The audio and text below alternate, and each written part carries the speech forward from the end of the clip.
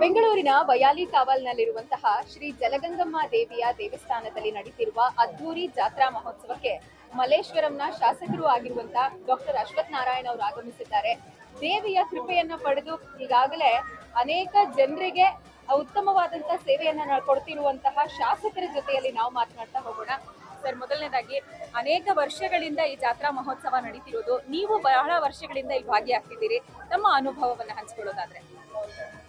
ತಾಯಿ ಇಲ್ಲಿ ನೆಲೆಸಿರುವಂಥದ್ದಿದೆ. ತಾಯಿ ಜಲಗಂಗಮ್ಮ ದೇವಿ ಇಲ್ಲಿ ನೆಲೆಸಿ ಬಹಳ ಶಕ್ತಿ ಕೇಂದ್ರ, ಇದು ಒಂದು ದೊಡ್ಡ ಶಕ್ತಿ ಕೇಂದ್ರ.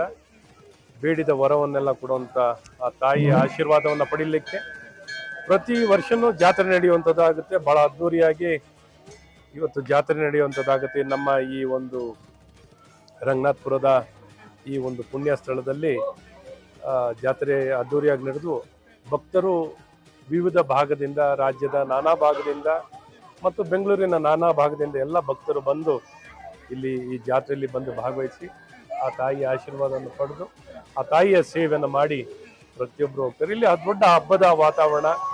ಎಲ್ಲರೂ ತಮ್ಮ ಹರಕೆಯನ್ನು ಈಡೇರಿಸ್ಕೊಳ್ಳೋಕ್ಕೆ, ಹರಕೆಯನ್ನು ಪಾಲನೆ ಮಾಡಲಿಕ್ಕೆ, ಪೂಜಿಸಲಿಕ್ಕೆ ಆ ತಾಯಿಯ ಆಶೀರ್ವಾದವನ್ನು ಪಡೆದು ಭಾಳ ಶ್ರದ್ಧೆ, ಭಕ್ತಿ, ಆಸಕ್ತಿಯಿಂದ ಬಂದು ಎಲ್ಲರೂ ಭಾಗವಹಿಸಿ ಇಲ್ಲಿ ಹೋಗುವಂಥದ್ದಾಗ್ಲಿ. ಇಲ್ಲಿ ದೊಡ್ಡ ಹಬ್ಬದ ವಾತಾವರಣ.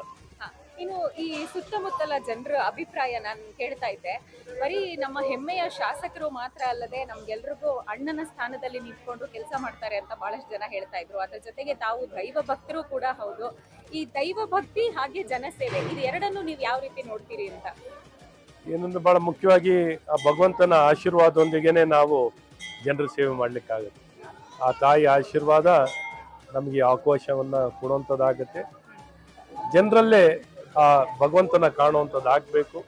ಜನಪರವಾಗಿ ಸೇವೆಯನ್ನು ಮಾಡ್ತಾ ಜನರಿಗೆ ಅವರ ಕಷ್ಟ ಸುಖಗಳಿಗೆ ಸ್ಪಂದಿಸಿ ಅವರ ಪರವಾಗಿ ಕೆಲಸ ಮಾಡಿ ಅವ್ರಿಗೆಲ್ಲ ರೀತಿಯಾದಂಥ ಸಹಕಾರ ಮತ್ತು ವ್ಯವಸ್ಥೆಗಳನ್ನು ಕೊಡಲಿಕ್ಕೆ ಪ್ರಾಮಾಣಿಕ ಪ್ರಯತ್ನವನ್ನು ಮಾಡುವಂಥದ್ದಾಗಿದೆ. ಇನ್ನು ಮಲ್ಲೇಶ್ವರಂ ಅಂತ ಹೇಳಿದ್ರೇನೆ ಬರೀ ಶಾಪಿಂಗ್ ಸ್ಪಾಟ್ ಮಾತ್ರ ಅಲ್ಲ, ಬೇಕಾದಷ್ಟು ದೇವಸ್ಥಾನಗಳು ಇಲ್ಲಿ ಕಾಣಸಿಗ್ತಾ ಹೋಗುತ್ತೆ.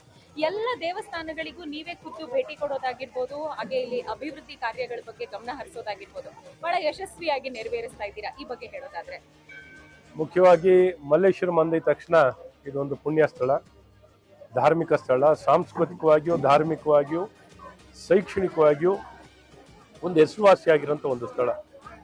ಇಲ್ಲಿ ಸಂಸ್ಕಾರ, ಸಂಸ್ಕೃತಿ ಅಂತೂ ಪ್ರತಿಯೊಂದು ಕುಟುಂಬ, ಪ್ರತಿಯೊಂದು ಮನೆ, ಪ್ರತಿಯೊಬ್ಬ ವ್ಯಕ್ತಿಯಲ್ಲೂ ನಾವು ಕಾಣುವಂಥದ್ದಾಗತ್ತೆ. ಈ ಪುಣ್ಯ ಸ್ಥಳ ಕಾಡು ಮಲ್ಲೇಶ್ವರನ ಒಂದು ಸನ್ನಿಧಿಯಲ್ಲಿ ನರಸಿಂಹ ದೇವಸ್ಥಾನ, ಕೃಷ್ಣನ ದೇವಸ್ಥಾನ, ಗಂಗಮ್ಮ, ಜಲಗಂಗಮ್ಮ, ಈ ರೀತಿ ಗಣೇಶನ ದೇವಸ್ಥಾನ, ಎಲ್ಲ ಸಮಸ್ತಗಳು, ಮಠ ಎಲ್ಲವೂ ಇದ್ದು, ಶೈಕ್ಷಣಿಕ ಸಂಸ್ಥೆ, ಸಾಂಸ್ಕೃತಿಕ ಕೇಂದ್ರ, ಈ ಒಟ್ಟಾರೆ ನನಗೆ ಮಲ್ಲೇಶ್ವರಂ ಅಂದಿದ ತಕ್ಷಣ ನಮಗೊಂದು ದೊಡ್ಡ ಶಕ್ತಿ ತುಂಬುವಂಥದ್ದಾಗುತ್ತೆ. ಮಲ್ಲೇಶ್ವರಂ ಹೆಸರಿನಲ್ಲೇ ಆ ಶಕ್ತಿ ಇರುವಂಥದ್ದಿದೆ.